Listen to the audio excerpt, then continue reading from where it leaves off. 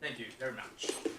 Our stance is, just like all other age-based social policy, it is legitimate to jurisprudentially extend the age principle to court system.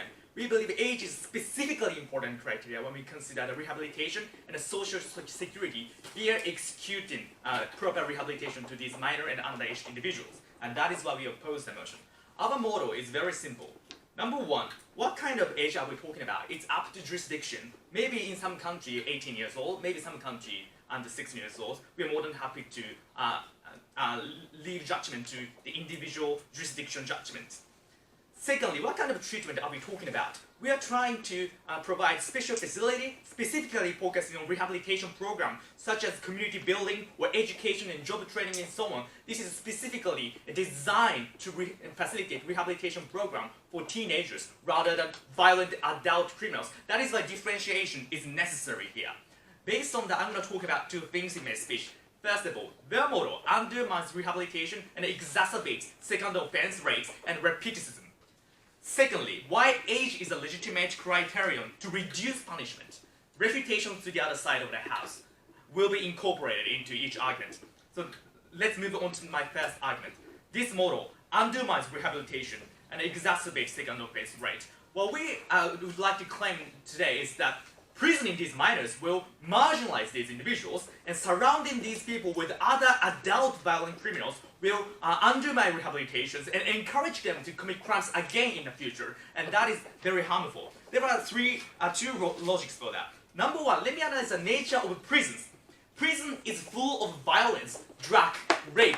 Prison is a hellish place. Because in a context in which many prisons are privatized in regions like Alabama, it is financially difficult for prisons to spare resources to re-educate teenagers. And that is why what would happen is that the prison is called as a university of crime. The teenagers are able to learn how to commit crimes, how to gain criminal mindset from their seniors, from like veteran adult violent criminals that they coexist inside prisons. And moreover, they will construct the network of criminal membership. And that's very dangerous because the teenagers are able to access a criminal organization after being released from prisons. And this is what's going on under their model. Secondly, media busing and social sanction. Please imagine the situation under their model, real face, real name, their address, all of those information will be disclosed to the public. What will happen is that no company will hire them.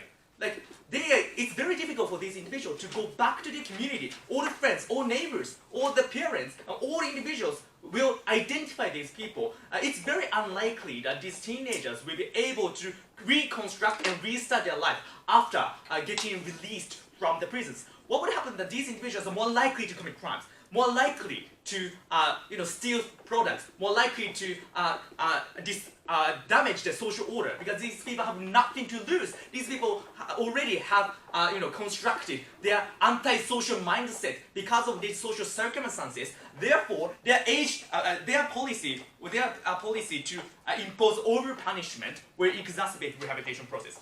Why is this important? Because the purpose of the criminal justice system is not to impose retribution, but to facilitate rehabilitation, especially for these individuals who are innocent, who are prone to social factors. They say victim's feeling is important. The victim's feeling or victim's emotion is subjective. It's very hard to judge what kind of emotion is justifiable. Therefore, it is very dangerous. The criminal justice system prioritizes subjective values. We believe criminal justice system should prioritize social security, which is more obvious value, more objective value for society. That's why reduction of the second offense rate is far more important, and facilitating rational education is more important.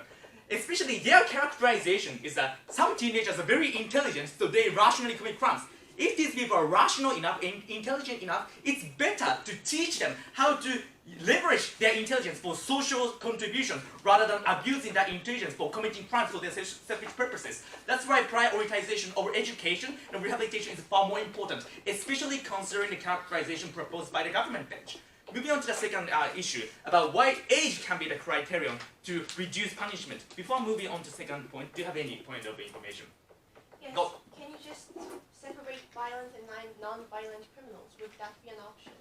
firstly, even if you separate violent and non-violence, still it's very difficult to facilitate proper rehabilitation programs, because the non-violent criminals that adult commits is like, burglary, or like stealing companies' money, or embezzlement, or cybersecurity, cyber terrorism. All these heinous social crimes are called non-violent crimes anyway. Therefore, it's still dangerous to put these individuals with the same rooms with other adult non-violent criminals anyway. Why age can be the legitimate criteria? There are several, three reasons.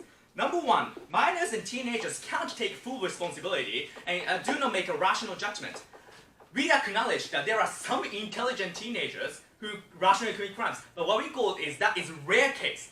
The social policy generalizes the demographic characterization of individuals, usually. For example, age of consent, contract, alcohol, sex, driver's license, and smoking. All those social policies are executed based on age, because we have a presumption in which there is a sufficient causal link or correlation between age and the behavioral pattern and rationality of individuals. We do not make case-by-case separate decision in any social policies. Therefore, it is particularly legitimate to extend this social policy principle into court system and jurisprudence.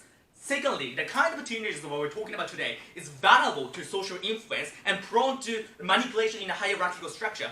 For example, in many Yankee in local race commit crimes based on order given by their seniors in the same groups, maybe attacking homeless people or joining gang membership and doing some drugs, doing rape, engaging with rape cultures. All these innocent teenagers are manipulated by their cultures, manipulated by their social factors. What we would like to emphasize is that society is responsible for these individuals' behavior.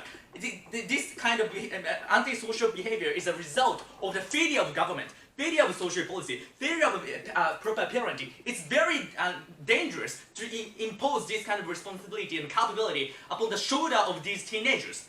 Finally, there are many precedents in which we reduce punishment based on demographical characterization, such as insanity, mental instability, plea bargaining, or mitigating factors. All these existing judicial policies consider age as a demographic characterization as a criterion to reduce punishment. We are more than happy to extend this principle into the age as well. We are happy to oppose. Thank you.